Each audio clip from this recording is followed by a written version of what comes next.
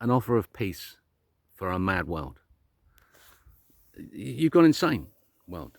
You're literally gone insane, driven mad by the system in which there is no moral high ground. There isn't one. Even if you take the position now on please don't starve children, there are moral nuances around that. You find yourself in a position, me in Great Britain, because I know that Islam has taken over my country and I despise what they're doing, hate it with all my heart. I want my country back. I want the right for British people to have their own country, for heaven's sake. And so I'm really, really pissed off and angry at the takeover by Islam of my country. And so I now find myself going, well, to starving children, this is what I mean. If we've come to a point where that can happen, and that there are positions other than please stop it, you know that the system is destroyed. Now, my offer of peace is this: the earth is the center of the universe, God exists, Christ is king. So follow the words of Christ in order to have a planet of peace. So a single morality is my proposal for the entire planet. And I appreciate that trying to get the Jews and the Muslims to convert to Christ is going to be a big ask, but I think I've got a piece of information that can do it, and it's classified nuclear physics. The Villeve papers that are held as restricted NATO files about sublunar anomalies and plasma lensing, written by Villeve, that's all they're attributed to, are the work of Professor Dr. Bernard Wilhelm Victor Leve, 1881 to 1936. Physicist Dr. under von Brill with Planck in 1906, engineering doctor in 1915, and then a professor in 1920 gained his habilitation with Hans Reissner. Right, so Hans Reissner is a famous, well-known engineer physicist whose work stands proudly within the current work of physics. And him and Leve worked together, but you never heard of Leve. He was a professor from 1920 to 1936, head of strength of materials, civil engineering department, and the strength of concrete, because that's what he's all about. The 15 work is about concrete and negative tension. From that work, you can prove the Earth's the center of the universe.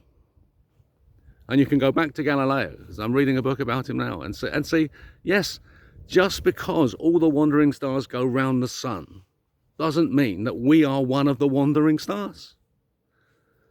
We are the center of the axis of the universe. All the magnetic rotation of the universe, which is what holds the universe together, the effect of gravity, is magnetism, is here at the center. And that the massive magnetic field doesn't meet at the center because of the duration of the vibration of the wave within the field itself. It has a duration. It's tiny duration. Absolutely tiny, but it means that the toroidal field at the center of the donut doesn't line up, and the South Pole doesn't hit the North Pole. It goes around it, and the North Pole bends around the South, and they go around each other at the center of the universe. Around that magnetic center, axis point builds up mass outside, and that mass has an exponential force gripping the center, gets to a viscosity that enables it to grip and to balance. And then from that matter surface, a cavitation then builds, and that cavitation is our atmosphere inside which we live. Center of universe, sun, center of solar system. So the sun goes around us with the wandering stars, and there are two planetary orbital systems, one the simple one around the sun, and a geared system around us.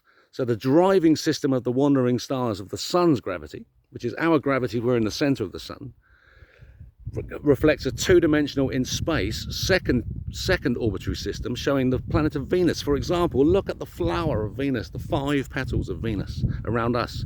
That's a gear driven by the belt. And so the actual center of the rotation will be somewhere between the 3-body system of the moon, the earth, and the sun. Right?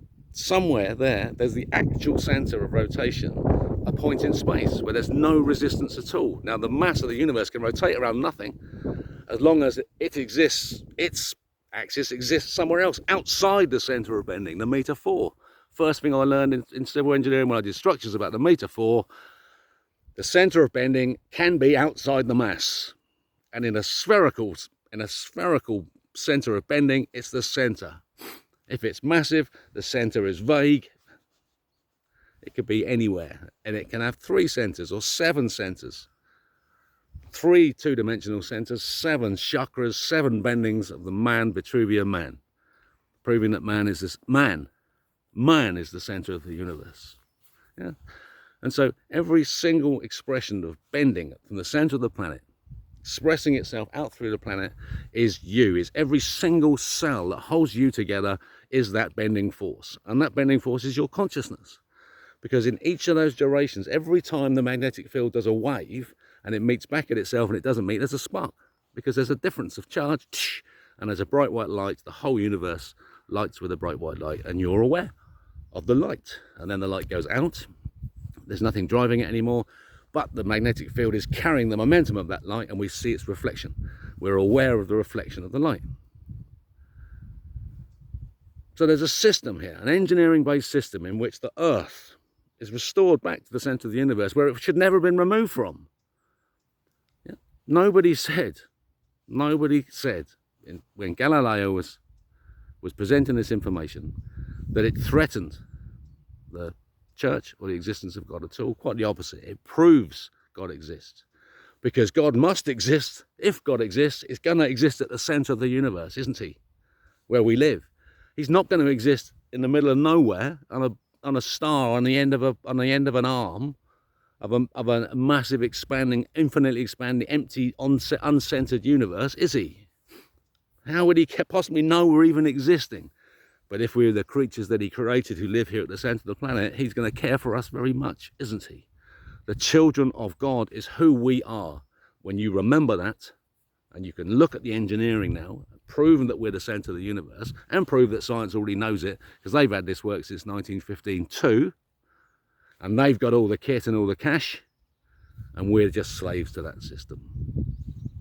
So peace offer is to look at this information about Dr. Victor Levay, and then request from the Institution of Civil Engineers in London, in Great George Street in London, to please notify the publisher of the document, the PCA, Domon Golgate, Circular Concrete Tanks Without Pre-Stressing, PCA, Illinois, 1993. Tell them to update their records to show Victor Levay as the reference for the theory in the coefficient tables.